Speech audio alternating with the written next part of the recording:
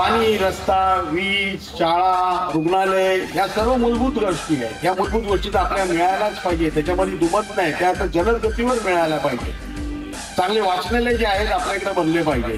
प्रत्येक गावामध्ये जे आहे अभ्यासिका आणि वाचनालय जर असेल तर वृद्ध असेल किंवा युवक असेल किंवा महिला तिकडे जाऊन जे आहे पुस्तकांचं मध्ये जे आहे ज्ञान त्यांना मिळत, त्याच्यातून जे आहे भावी पिढीला सुद्धा आपण चांगलं आयुष्य घडवण्याची संधी आपण देऊ शकतो.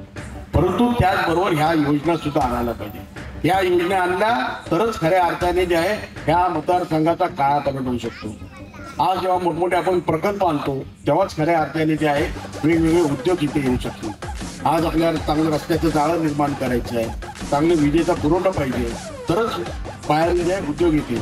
आज आपण म्हणतो की आम्हाला मोठमोठे MIDCs पाहिजे, आम्हाला लॉजिस्टिक पार्क पाहिजे. हो, आपल्याला सर्व पाहिजे, सर्व करायचं आहे, आपल्या इकडच्या लोकांना रोजगार मिळवण्यासाठी करायचं. परंतु त्या पायाभूत सुविधा आहे कुठे की जेणेकरून लोक येतील आणि हे त्यांच्या कंपन्या स्थापन करतील.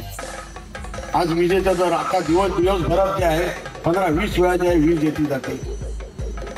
वीज नाहीये तर कुठे ट्रान्सफॉर्मर नाहीये, तर कुठे सबस्टेशन नाहीये, रस्ते नाहीये, पाणी नाही, पियायला पाणी नाही तर उद्योग धंद्याला कुठे पाणी मिळणार, शेतीला पाणी नाहीये तर मोठमोठे फॅक्टरीज कशा येतील, त्यांना कोण पाणी देणार.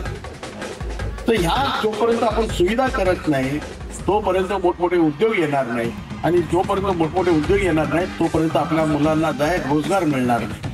तर म्हणून या मूलभूत सुविधांना आपल्याला हात घालावा लागेल, त्या पूर्ण कराव्या लागतील. त्याचबरोबर हे छोटे छोटे ज्या योजना आहेत त्या जर आणल्यानंतर बाहेरच्या लोकांना कळत की आता नांदगाव मतदारसंघ हा वेगळ्या मार्गाने जात आहे, कायापालट होत आहे.